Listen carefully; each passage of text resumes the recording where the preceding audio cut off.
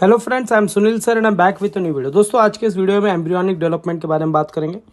ये सबसे important topic है क्योंकि इसके ऊपर बहुत सारे क्वेश्चंस जो है आपको एग्जाम में पूछे जाते हैं। अब सवाल ये उठता है कि इसमें एम्ब्रियोनिक डेवलपमेंट में क्या क्या आएगा। तो पहली बात तो ये, आप ओवरी का स्ट्रक्चर अच्छे से पढ़ो। उससे पहले ज़रूरी है कि आप फीमेल रिप्रोडक्टिव सिस्टम अच्छे से पढ़ो, और उसके बाद जो हम पढ़ेंगे क्या होगा, फर्टिलाइजेशन, कि कैसे फर्टिलाइजेशन होता है, और फर्टिलाइजेशन होने के बाद क्या पढ़ोगे आप, क्लीवेज। ये सारे टॉपिक को हम इजीली डिटेल में इस चैप्टर में कवर करेंगे। अब सबसे पहला चीज़ हम आ जाते हैं लेबलिंग के ऊपर। तो जैसे ही आप लेबलिंग का बात करते हो बच्चा, तो ये जो सबसे पहला पार्ट है, ये पूरा लेबलिंग क्या है, तो इसे हम कहते हैं this is nothing but female reproductive system. और इसमें जो है लेबलिंग एक इम्पॉर्टेंट पार्ट आ जाता है। तो ये सबसे पहला पार्ट जो है लेबलिंग का, उसे आप यूटेरस कह देते हो। ये जो है आप कह सकते हो इनफंडिब्यूलम है। इनफंडिब्यूलम क्या होता है, तो ऐसी जगह जहाँ पर फर्टिलाइजेशन होता है, it's a site of fertilization. ये क्या होता है, ओवरी। ओवरी क्या है, प्राइमरी गोनाड है। ये जो पॉइंट है इसे आप सर्विक्स कहते हो। सर्विक्स वो पॉइंट है जहाँ पे यूट्रस और वजाइना कनेक्ट हो जाते हैं, और ये जो है नीचे जो है वजाइना है। तो ये रिप्रोडक्टिव सिस्टम है, सबसे इम्पॉर्टेंट पार्ट। अब यहाँ पर आपको समझना पड़ेगा यूट्रस का रोल क्या है। तो यूट्रस जो होता है, it helps in development of baby. Fertilization के बाद जब बेबी इम्प्लांट हो जाता है तो डेवलप कहाँ होता है, यूट्रस में। किसी ने पूछा इनफंडिब्यूलम क्या है, तो आप याद रखो infundibulum is the site of fertilisation.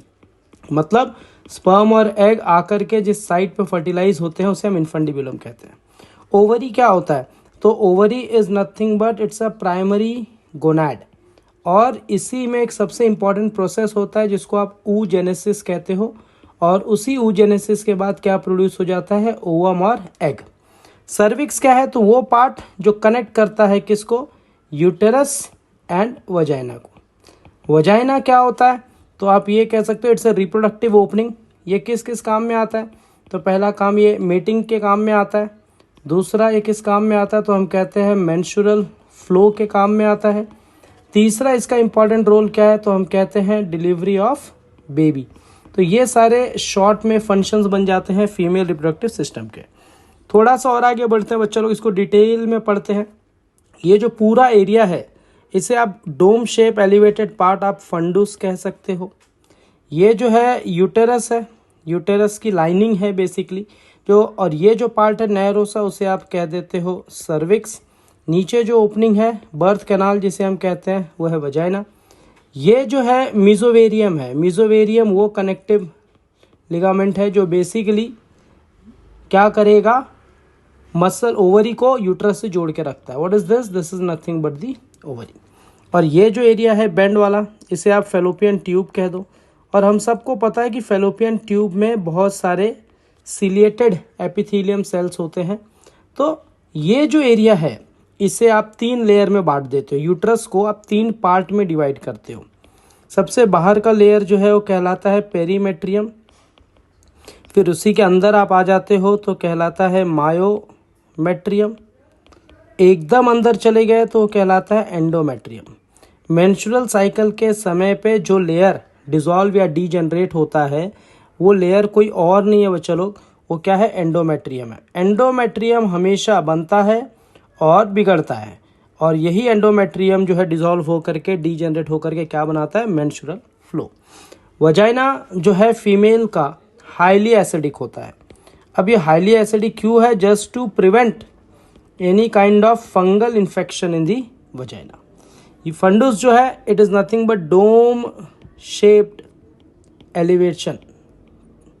Fallopian tube जो है बेसिकली पूरा ये पार्ट है। ये जो एरिया है ये, इसे आप जो है कहोगे इनफंडिब्यूलम। तो इनफंडिब्यूलम क्या है, तो हम कहते हैं infundibulum is nothing but it's a bend the arc which is the site for fertilisation.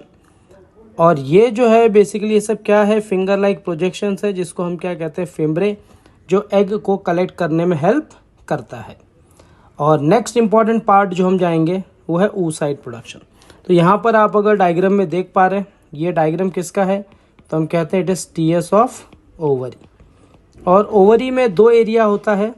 Outer area को आप कहते हो हमेशा कॉर्टेक्स, जो सेंट्रल एरिया होता है अंदर का उसे आप क्या कह देते हो, मेडुला। कॉर्टेक्स के अंदर क्या होता है, तो हम कहते हैं कॉर्टेक्स के अंदर होता है डेवलपमेंट ऑफ ग्राफियन फॉलिकल। जो ग्राफियन फॉलिकल का फॉर्मेशन होता है वही फॉर्मेशन जो है किसके अंदर है, तो हम कहते हैं कॉर्टेक्स के अंदर होता है। तो ये पूरा स्ट्रक्चर जब आप पढ़ोगे तो ओव्यूलेशन क्या हो जाएगा, कंप्लीट होगा। तो पहले चलो स्टार्ट कर लें स्ट्रक्चर को। अब यहाँ पर आप देखो, यहाँ पे जब आप ऑब्जर्व करोगे तो ये सब क्या है, तो इन्हें हम कहते हैं ब्लड वेसल्स। तो ये सब क्या है टेक्निकली, तो इन्हें हमने क्या कह दिया, ब्लड वेसल्स। ये वो एरिया है जो यूट्रस को कनेक्ट होता है, तो इसे आप कह देते हो मीजोवेरियम। आउटर एरिया कॉर्टेक्स, ये क्या है, this is all egg follicles. यही एग फॉलिकल के ऊपर जो है सेल्स डेवलप होते हैं। कौन से सेल्स रहते हैं ये, तो इन्हें हम कहते हैं फॉलिकुलर सेल्स। तो एग के ऊपर जो सेल्स प्रेजेंट हैं, दो cells are called as follicular cells. अब यहाँ पर मज़ेदार बात यह है कि अगर एक लेयर का फॉलिकुलर सेल्स बना तो वो कहलाता है प्राइमरी फॉलिकल। जैसे ये है, ये प्राइमरी है, ये है सेकेंडरी फॉलिकल, ये जो है टर्शरी फॉलिकल है। तो टर्शरी फॉलिकल जो है लॉजिकली वो क्या करता है, फ्लूइड एब्जॉर्ब करता है फ्रॉम दी स्ट्रोमा, और जो फ्लूइड एब्जॉर्ब करेगा तो उसकी वजह से एग जो है साइड में शिफ्ट हो जाता है। तो ये जो एग है ये कैसा हो गया, पेरीफेरल, यानी ये पेरीफेरी पे चला गया, तो ये पेरीफेरल एग है। और सेंटर में कैविटी क्रिएट हो जाती है, उस कैविटी को हम क्या कहते हैं, एंट्रल कैविटी। और वो एंट्रल कैविटी एक फ्लूइड से फिल्ड अप है जिसको आप कहते हो एंट्रम और एंट्रल फ्लूइड। और ये फ्लूइड का काम क्या है, बस एग को नरिश करना। धीरे धीरे जब ये पूरी तरह से डेवलप हो जाता है तो एक वेल डेवलप्ड स्ट्रक्चर फॉर्म करता है जिसको आप क्या कहते हो, ग्राफियन फॉलिकल। और ये जब ग्राफियन फॉलिकल पूरी तरह से डेवलप हो जाता है तो exactly on the 14th day of menstrual cycle, याद रखना ये बात, मेंस्ट्रुअल साइकिल के 14th डे पे क्या होता है, ओव्यूलेशन। ओव्यूलेशन में भी सिर्फ और सिर्फ एग के साथ जोना पेलुसिडा प्लस कुछ सेल्स जिसे हम कहते हैं कोरोना रेडिएटा सेल्स, ये जो है बाहर निकल के आते हैं। बाकी ग्राफियन फॉलिकल में से सारी चीज़ें बच जाती हैं। तो जो बच गई उन्हें आप क्या कहते हो, this is called as corpus haemorrhagicum, corpus haemorrhagicum. और यही जो है आगे चल के बन जाता है कॉर्पस लूटियम। और कॉर्पस लूटियम क्या है, तो हम कहते हैं येलो कलर का बॉडी है। और ये कॉर्पस लूटियम क्या रिलीज करता है, तो हम कहते हैं प्रोजेस्टेरॉन। अगर ये एग फर्टिलाइज हो जाता है तब प्रोजेस्टेरॉन रहेगा, कॉर्पस लूटियम रहेगा, प्रेगनेंसी सस्टेन होगा। अगर एग फर्टिलाइज नहीं हुआ तो कॉर्पस लूटियम डीजनरेट होकर के क्या बना लेता है, तो हम कहते हैं कॉर्पस एल्बिकेंस। और कॉर्पस एल्बिकेंस कौन से कलर का बच्चा लोग, तो ये वाइट कलर का है। और ये वाइट कलर का कॉर्पस एल्बिकेंस क्या रिलीज करेगा, तो हम कहते हैं ईस्ट्रोजन। और ईस्ट्रोजन से क्या होगा, नया एग फॉलिकल डेवलपमेंट स्टार्ट होगा, फिर से प्राइमरी सेकेंडरी टर्शरी बनता है। तो ये तब तक चलते रहेगा जब तक फीमेल क्या ना हो जाए, प्रेग्नेंट। अब यहाँ पर देखो आप, जब आप यहाँ पे आ जाते हो तो ये तो क्लियर हो गया, ये जो है एग का फॉलिकल है तो इसे हमने कह दिया फॉलिकल। ये जो बन गया तो आप मान लो ये primary follicle, secondary follicle, tertiary follicle, फिर फाइनली क्या बना आपका, ग्राफियन फॉलिकल। और ये ग्राफियन फॉलिकल जो है क्या करेगा, रप्चर होगा और उसमें से क्या निकलेगा, सिर्फ एग निकलेगा। और जो बच गया हो येलो कलर की बॉडी बनेगी जिसको आपने कह दिया कॉर्पस लूटियम।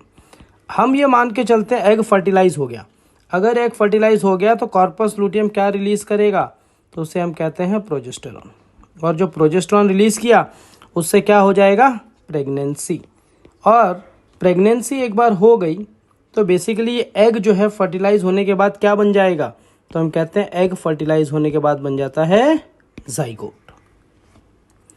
अब यहाँ पर देखो, out of millions of sperm आप एक मान के चलो सिर्फ 200 से 400 स्पर्म ही ऐसे होंगे जो एग तक पहुँचते हैं, और उसमें से सिर्फ एक ऐसा होगा जो एग को फर्टिलाइज कर पाएगा। अब होता क्या है, एग को ऐसे मामूली सा मत लो, इसको ऐसे समझो जैसे ये मान लो एग है, इस एग का ये न्यूक्लियस है। तो इस एग के ऊपर जो है बेसिकली एक कवरिंग होती है जिसको आप प्रोटीन लेयर कवरिंग कहोगे, और ये प्रोटीन लेयर कवरिंग कुछ और नहीं है, जोना पेलुसिडा है।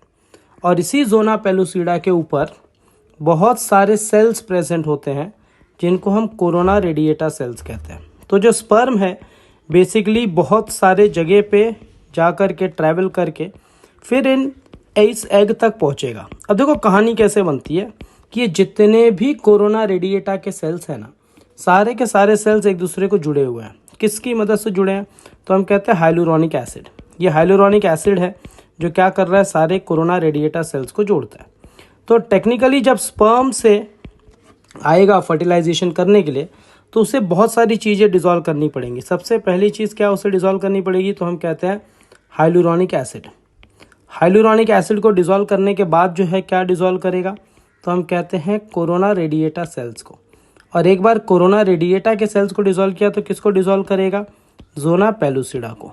और एक बार जोना पेलुसिडा डिसॉल्व हो गया तब वो उसके न्यूक्लियस तक पहुंचकर क्या करेगा? फर्टिलाइजेशन करेगा। अब स्पर्म के अंदर से जो निकलता है उसे आप कहते हो स्पर्म लाइसिन। स्पर्म लाइसिन कहाँ प्रेजेंट है? तो हम कहते हैं उसके एक्रोजोम में। और एक्रोजोम एक बार फटा तो 3 चीज़ें निकलती हैं।